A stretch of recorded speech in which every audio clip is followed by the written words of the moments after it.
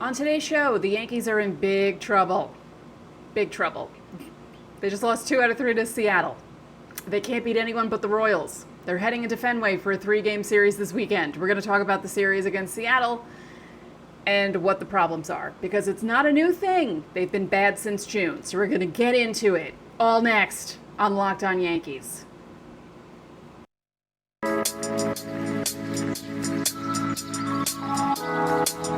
You are Locked On Yankees, your daily New York Yankees podcast. Part of the Locked On Podcast Network, your team every day.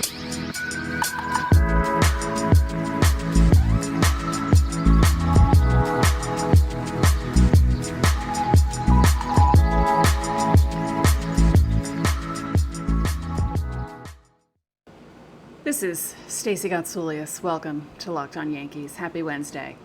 Is it a happy Wednesday? It's not a happy Wednesday. It's 7:19 as I record this. The Yankees just lost to Seattle, 2 out of 3. It was a bad series. We'll get into it in a moment. Locked On Yankees is part of the Locked On Podcast Network, your team every day. We'd like to thank you for making Locked On Yankees your first listen every day. We're free and available on all platforms, including Apple, Odyssey, Spotify, and Stitcher. You can watch and subscribe to us on YouTube and hit the like button and the bell so you're notified as soon as our videos go live. Today's episode is brought to you by Blue Nile. Make your moments sparkle with jewelry from BlueNile.com, and going on now, the Blue Nile Anniversary Sale. Save up to 40% on classic fine jewelry pieces and 25% on engagement ring settings. Shop stress-free and find your forever piece. Go to BlueNile.com. I don't even know where to begin. I don't know where to begin. This team was humiliated in St. Louis. They recovered a bit on Monday, won Monday's game, and you're thinking, okay, maybe this woke them up a little bit. Then Tuesday night's game happens, and between the not being able to hit and then not being able to run the bases problem that they were having, yeah, that was bad. Then you're thinking, okay, Nestor's pitching. Maybe it'll be better on Wednesday. It was better for him. Wasn't better for the offense. And then it was okay for the offense in the 7th inning. And then the bullpen messed things up. The reason why the Yankees were winning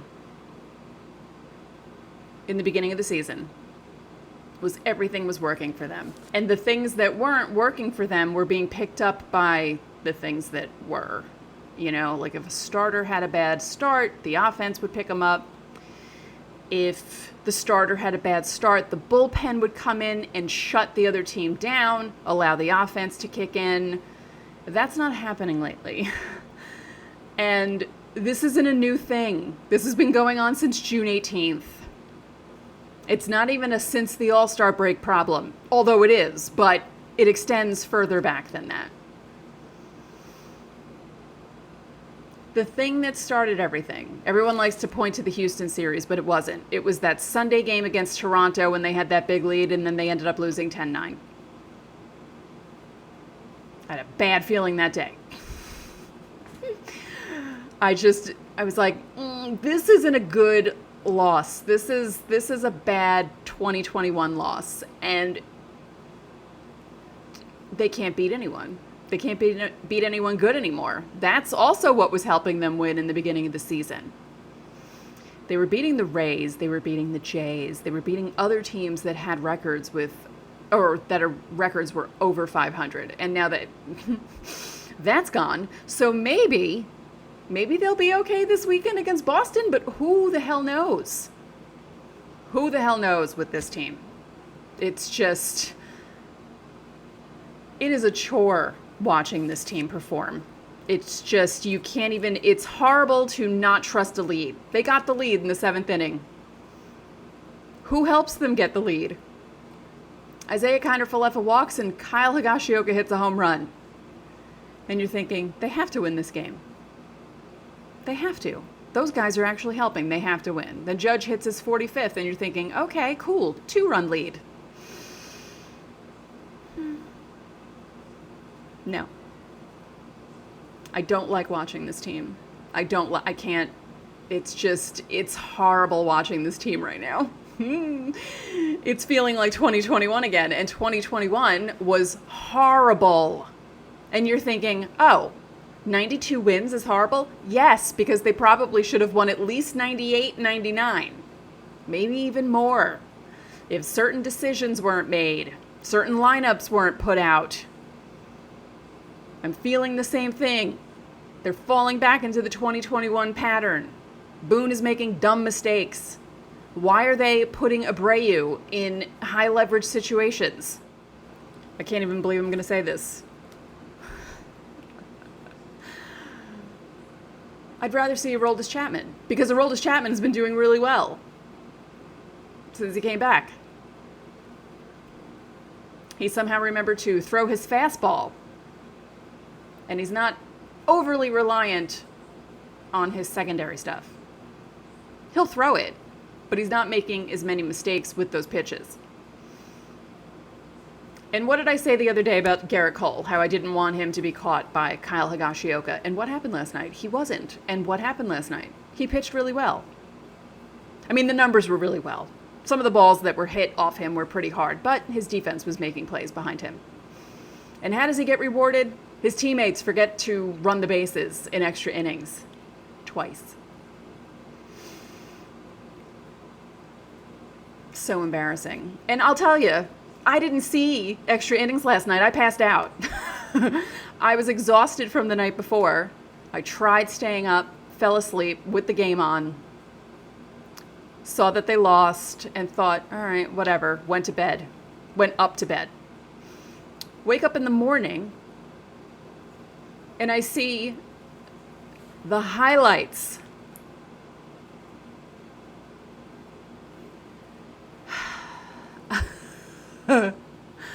Holy hell. We're going to get into that in segment 2 because, people who don't even normally watch baseball were making fun of how bad the Yankees base running mistakes were last night. That's how bad it was. We're going to talk about that in segment 2. But first, did you know that the key to sustainable weight loss is through your liver? The liver is your body's metabolic furnace. It's responsible for flushing out harmful toxins and engaging your fat-burning metabolism. But thanks to modern diets rich in unhealthy and processed foods and constant exposure to thousands of man-made and environmental toxins, most of us have overworked livers. But now it's easy to rejuvenate your liver health and reignite your metabolism thanks to Liver Health Formula by Pure Health Research. It contains 8 liver-boosting super nutrients like turmeric, beet, and artichoke extract, all of which work together to wake up a sluggish liver and turn it into a toxin-flushing and fat-burning machine so you don't have a bloated belly anymore. You don't have uncomfortable digestion. You don't feel tired all the time. You don't have low energy. And best of all, Liver Health Formula makes it easier to maintain a healthy body weight long-term. As a listener of our show, you can try Liver Health Formula risk-free today and get a free bottle of Curb Fit with your order. Curb Fit is a safe and all-natural appetite suppressant, making it easy to say no to naughty foods. That'll be good for me. I could say no to French fries. Get liverhelp.com/MLB to try Liver Health Formula completely risk-free and claim your free bottle of Curb Fit with your order. Again, go to getliverhelp.com/MLB now to get started. Thanks again for making Locked On Yankees your first listen every day. Subscribe to Locked On Yankees on YouTube or wherever you get your podcasts so you get notified when each episode premieres. Last night's game. Holy hell. So as I said, I passed out, woke up and saw that they lost 1-0 and thought, all right, they didn't score, obviously, and the Mariners scored with the ghost runner. It happens. I hate that rule. Can't wait for it to be done. Then I saw that it was extra innings, like it went to the 13th, and I thought, okay. Then, as I said, I woke up and saw highlights of it on Twitter, being tweeted by people who don't normally watch baseball, who were making fun of how bad the Yankees were on the base paths. And I'm thinking to myself, what is happening with this team? Who has the voodoo doll? Who has it? Who put the voodoo doll together on June 18th? Who? It's like they forgot how to play baseball. And I know Aaron Boone's not going to come out and say bad things about his players. But I feel like he needed to come out and kind of be like, yeah, I don't know what they were doing last night. Maybe not that. All right, maybe not that. But he was praising people a little too much about being aggressive. Yeah. I was in Pop Warner football cheerleading from 5th grade to 8th grade. Won a championship in 6th grade. And we did the be aggressive cheer all the time. But if you're going to be aggressive, don't be stupid. I just... it is such a chore watching this team now. I don't even want to watch them. I am so glad it's an off day tomorrow. I'm glad I have nothing to watch tonight. I'm definitely not watching the replay of today's game. Maybe the 7th inning. Maybe the top of the 7th inning I'll rewatch. I won't rewatch anything else.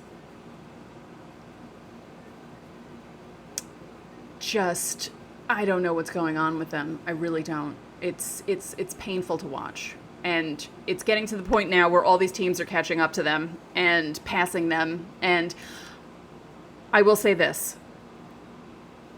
I don't necessarily care that Houston's going to beat them for home field advantage, because at this point I just want the Yankees to not play themselves out of a playoff spot. I don't care about the Mets having a better record than them. I don't care. I'm worried about the division.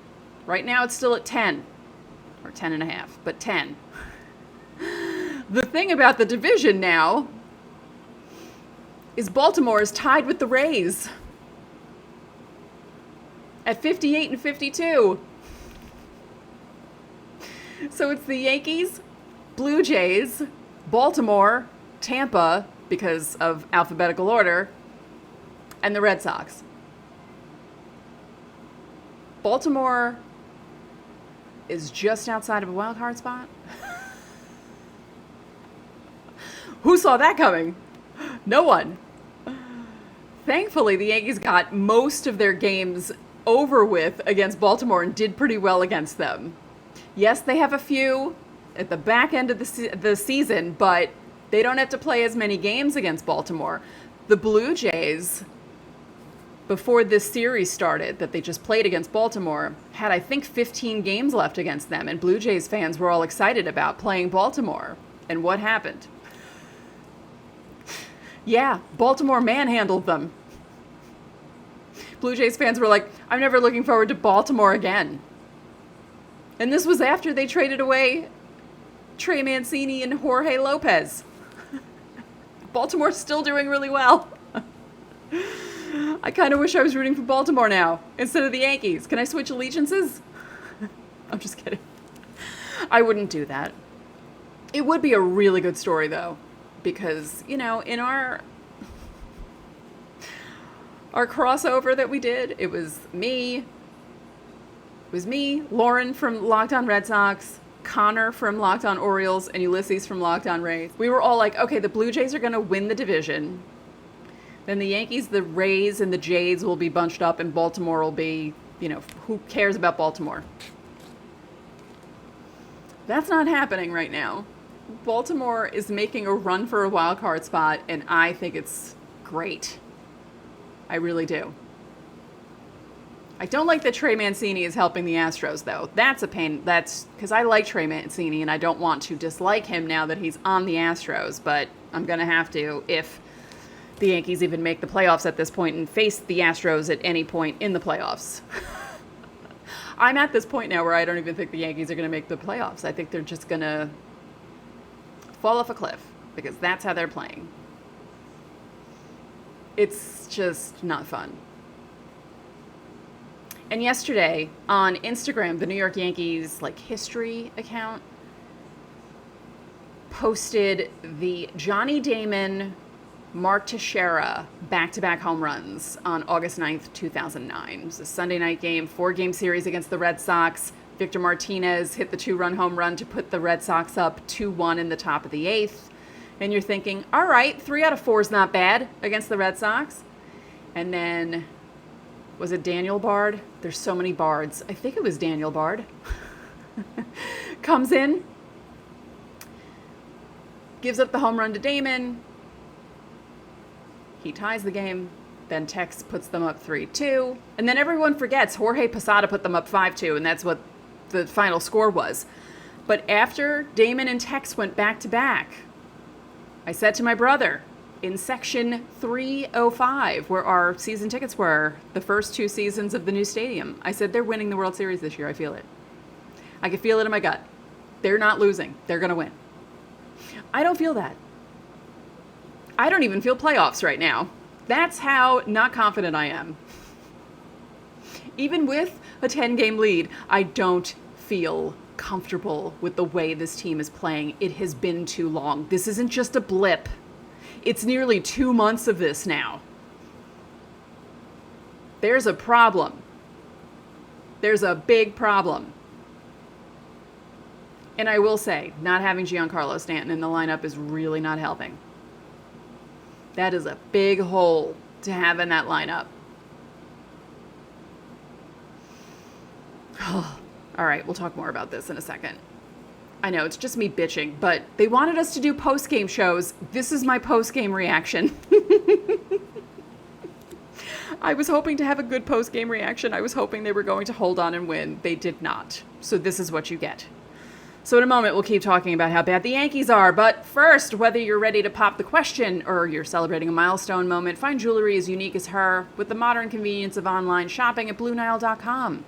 Blue Nile has simple online tools that let you choose the diamond shape, size, and clarity, as well as setting style.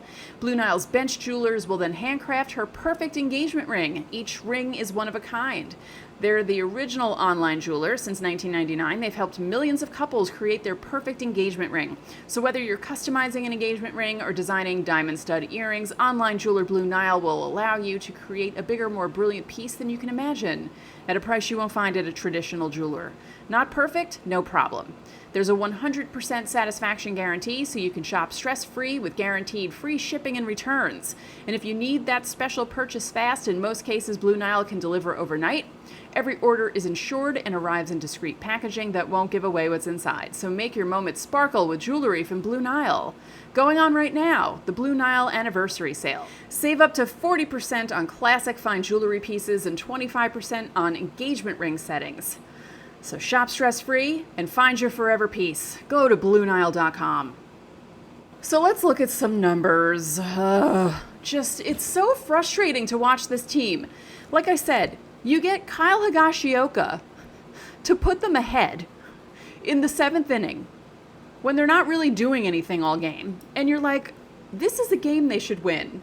Because it's Kyle Higashioka and Isaiah Kiner-Falefa teaming up to put the Yankees ahead. And then Aaron Judge hits the home run, and you're like, yeah, okay, cool, 3-1. And then Abreu comes in and ruins everything. No offense to Abreu, but I don't know. I feel like, I don't know what Boone is doing. I don't know if this is a front office thing where they're telling him what to do with the bullpen, but no. Please stop. Just stop. Manage it better. I don't like this. Again, I don't like how it's feeling like 2021. This is 2 months of this now. Well, almost. July 18th to August 10th. Close enough. It's close to 2 months of this. It's not fun. It's not fun. And I like, as I said in the last segment, I like how they're framing it with aggressive base running backfires in Yankees' 13-inning loss. Yeah, aggressive base running. Mess them up how many times in extra innings? Just ridiculous. You get the extra runner on base, and you can't even do anything with it. I need to calm down. I need to practice the Zen baseball that I'm always telling you all to practice, but these past few weeks have just been a lot. And when you have a show where you have to talk about the Yankees, it's hard to be positive about things. I'll be positive about the fact that Nestor Cortez looked fine. I'll be positive about the fact that Judge is still hitting home runs, Hicks is still hitting, Andujar, he got a hit today. But they were 0 for 3 with runners in scoring position. They left 6 on base. And Abreu you can't do that. And where was Wandy Peralta? Why didn't he come in first? Yeah, no, I'm not happy with Boone's bullpen management right now. I'm hoping the off day resets everything. They're flying from Seattle to Boston. Thankfully, they have tomorrow off. Hopefully, they'll be flying out tonight.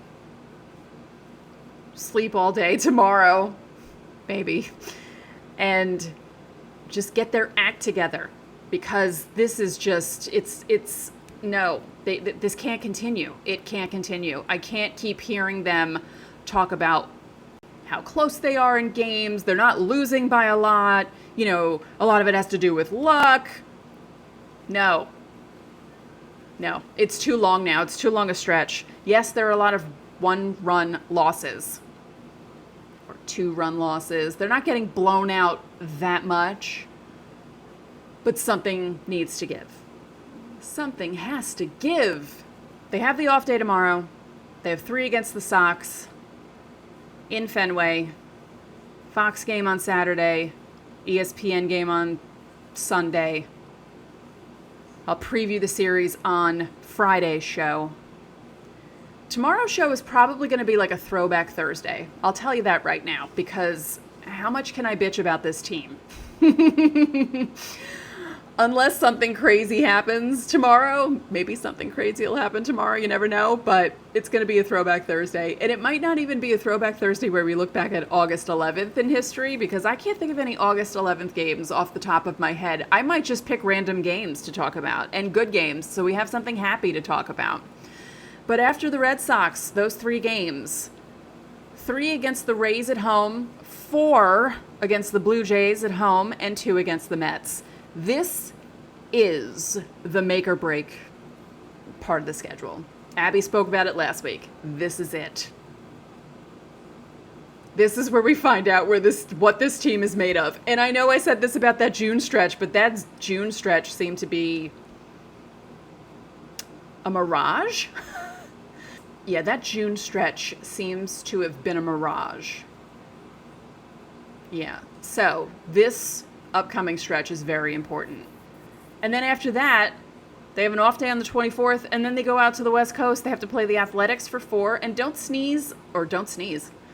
And don't overlook the Athletics, because you know how the Yankees perform in Oakland. Even when they're not good, the Athletics, they tend to find ways to win. And they swept the Astros a couple weeks ago. So, don't think of them as pushovers. And then they go to Anaheim for 3 from the 29th to the 31st of August. So yeah, this is, you know what?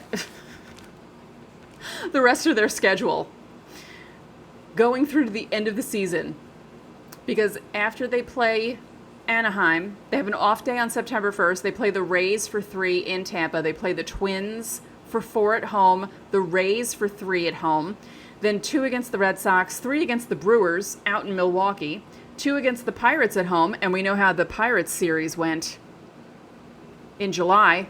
They split it. 4 games against the Red Sox at home, 3 games against the Blue Jays in Toronto at the end of September. Then they play the Orioles from the 30th to the 2nd of October, and that's nothing to sneeze at with the way the Orioles have been playing lately. And then they finally played the Texas Rangers, the series that was supposed to happen at the start of the season is happening at the end because of the lockout. So you know what? The Yankees have a tough road ahead of them till the end of the season, and we'll see what this team is made of. And we'll see if they even make the playoffs at this point, because it's a possibility that this team could choke and not even make the playoffs. That's how bad they're playing. That's how bad they look right now. And nothing is fixing this. That team meeting that they had before the game on Monday, it was just a Band-Aid. Didn't really do much.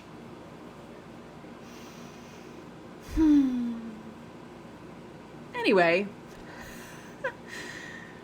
I'm sorry the show was so negative, but there's nothing really positive to talk about right now. There really isn't. So, let me know what your thoughts are. If you're watching this on YouTube, I apologize. I got a green screen. It's not really working that well. I got to figure out how to fix this and make it so I don't have a green halo around my head. And if you're listening, you have no idea what I'm talking about. But anyway, that's it for this episode of Locked On Yankees, which is part of the Locked On Podcast Network, your team every day. I'd like to remind you that you can listen to the show on Apple Podcasts, Google Podcasts, Odyssey, Spotify, Stitcher, or anywhere else you get your podcasts.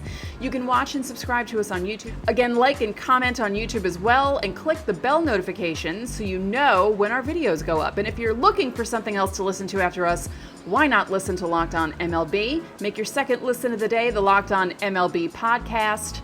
MLB expert Paul Francis Sullivan brings humor, passion, and a unique perspective on every team and the biggest stories around the league. Follow the #1 daily league-wide podcast, Locked On MLB, on the Odyssey app, YouTube, or wherever you get your podcasts. One more thing, if you could be so kind, please rate the podcast and spread the word about this podcast to your fellow Yankee fans. We would really appreciate it. And, just let them know I'm not always this negative. It's just the way the team is playing, and I swear I'll be happy if they start winning again. So enjoy your Wednesday, and we'll talk to you all tomorrow.